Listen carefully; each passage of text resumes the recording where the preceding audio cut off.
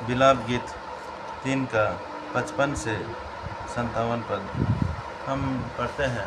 ये यिर्मयाह गमबख्ता का विलाप गीत में विशेष करके ये किताब हम लोग पढ़ने से ये यिर्मयाह विलाप करते हुए लिखा एक किताब है, और वो जेरूशलेम नगर के बारे में, इज़राइल यहूदा देश के बारे में विलाप करते हुए उन्होंने ये किताब लिखा है। और ये किताब में जब हम ऐसे देखते हैं कैसे मतलब कैसे कैसे बात लिखा है, सच में एकदम इतना रोना आ जाएगा अगर हम लोग इस किताब को दिल से पढ़ेंगे। हम लोग इसका शुरुआत का पद हम ऐसे पढ़ने से हम ऐसे पढ़ते हैं, जो नगरी लोगों से भरपूर थी वह अब कैसी अकेली बैठी हुई है, वह क्यों एक विधवा के समान बन गई। वह जो जातियों की दृष्टि में महान और प्रांतों में रानी थी, अब क्यों कर देने वाली हो गई। ऐसे ऐसे बात। और दूसरा अध्याय का भी शुरू में, यहोवा ने सिय्योन की पुत्री को किस प्रकार अपने कोप के बादलों से ढांप दिया है। उसने इस्राएल की शोभा को आकाश से धरती पर पटक दिया, और कोप के दिन अपने पाँव की चौकी को स्मरण नहीं किया। और तीसरे अध्याय में, उसके रोष की छड़ी से दुख भोगने वाला पुरुष मैं ही हूँ। चौथे अध्याय में, सोना कैसे खोटा हो गया, अत्यंत खरा सोना कैसे बदल गया है। ये सब जेरूशलेम नगरी के बारे में, जेरूशलेम नगरी के बारे में। और इस्राएल के इतिहास में उनका सबसे बड़ा दुख का समय का बारे में ये गीत है।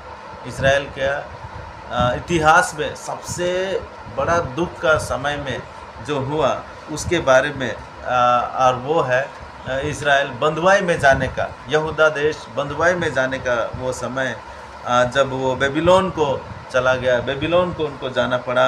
और बेबीलोन को जब वो गया उस समय में लिखा हुआ ये किताब, और जिस पर हम लोग ऐसे पढ़ते हैं। अभी कुछ ही लोग बाकी हैं इस्राएल में बोलने से, कुछ ही लोग बाकी हैं, बहुत ज़्यादा लोग बिल्कुल भी नहीं थे। कुछ ही सैकड़ों लोग, कुछ सैकड़ों लोग बाकी हैं। उस समय में हम यहाँ पे देखते हैं, उनमें से भी कुछ एक दो लोग, गिने चुने लोग ही हैं जो परमेश्वर को मानते हुए, परमेश्वर को मानते हुए। और उनमें से हम एक देखते हैं, वो यिर्मयाह गमबख्ता था, और वो ये भविष्यवक्ता परमेश्वर के सामने वो कहता है, हे यहोवा, गहरे गड्ढे में से मैंने तुझसे प्रार्थना की, और तूने मेरी सुनी कि जो दुहाई देकर मैं चिल्लाता हूँ उस पर से कान न फेर ले। जब मैंने तुझे पुकारा तब तूने मुझसे कहा मत डर। देखिए, इतना बड़ा दुख का ये किताब परमेश्वर का एक हियाव है अपने दास यिर्मयाह गमबख्ता के लिए, मत डर। और सिर्फ यिर्मयाह गमबख्ता के लिए ही नहीं, परंतु उन जैसे हर एक प्रभु के भक्त लोगों के लिए।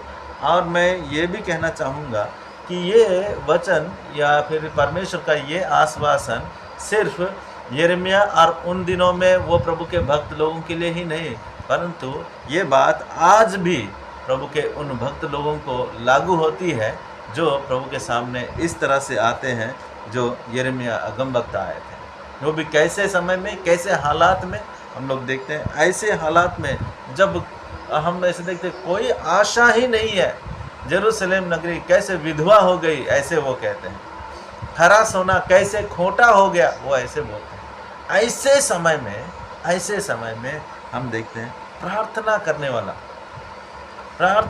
वाला प्रभु का कोई एक भक्त प्रभु देखने के लिए, ढूंढने के लिए चाहिए। हम दूसरा किताब में हम लोग पढ़ते हैं, मैंने देखा, इधर उधर देखा, कोई प्रार्थना करने वाला मुझे नहीं दिखाई पड़ा। देखिए, ऐसे समय में प्रार्थना करने, प्रभु को ढूंढने वाला हम लोग यहाँ पे ये यिर्मयाह गमबख्ता को हम लोग देखते हैं। और वो कहते हैं यहाँ पे, हे यहोवा, गहरे गड्ढे में से मैंने तुझसे प्रार्थना की। एक और प्रभु का दास इसी तरह से वो प्रभु से प्रार्थना किया था, ऐसे ही कहते हुए कि मैंने योना का किताब दूसरा अध्याय में हम लोग यहाँ पे वो इसी तरह से वो बोलते हुए हम लोग पढ़ते हैं। आइए हम लोग पढ़ेंगे दूसरे अध्याय में, योना की किताब दूसरा अध्याय में उसका दूसरा पद। मैंने संकट में पड़े हुए यहोवा की दुहाई दी और उसने मेरी सुन ली है। अधोलोक के उदर में से मैं चिल्ला उठा और तूने मेरी सुन ली। कोई प्रभु का भक्त ऐसा नहीं है जो प्रभु को पुकारे और प्रभु उसकी ना सुने। जो प्रभु को पुकारे, चाहे वो कितना बड़ा दुराचारी, कितना भी बड़ा वो दुष्ट क्यों ना हो, वो प्रभु का भक्त है, वो प्रभु का छुड़ाया हुआ है, प्रभु का प्रेम करने वाला है। और हम देखते हैं कि प्रभु को उसने पुकारा लेकिन प्रभु ने उसका नहीं सुना। ऐसा कभी इतिहास में कभी हुआ नहीं है। और ये इतिहास के ये सारे घटनाओं से हमें ये आश्वासन मिलती है कि वो कभी ऐसे होगा भी नहीं।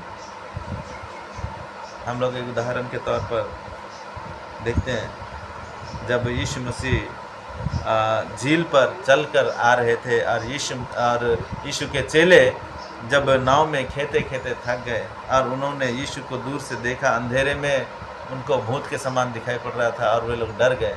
यीशु कहते हैं कि मत डरो। वहाँ पर भी उनका यही वचन है, मत डरो, डरो मत, मैं हूँ, डरो मत, मैं हूँ। यही आश्वासन प्रभु परमेश्वर यहाँ पे यिर्मयाह भविष्यवक्ता को भी देते हुए हम लोग देखते हैं, मत डर, मत डर। ये संसार के हालात इसी तरह से होने वाले हैं। ये संसार का विपत्ति, ये संसार के परिस्थिति में कभी कोई परिवर्तन, कोई बदलाव नहीं होगा, क्योंकि ये पाप का दुनिया है। ये पाप का दुनिया इसी तरह से संकट में हमेशा से पड़ने वाली है, हमेशा से पड़ने वाली है। इन सब के बीच में हमारा प्रभु यीशु मसीह के वचन को हम लोग पढ़ेंगे इस समय में। आइए यूहन्ना का सुसमाचार 16 अध्याय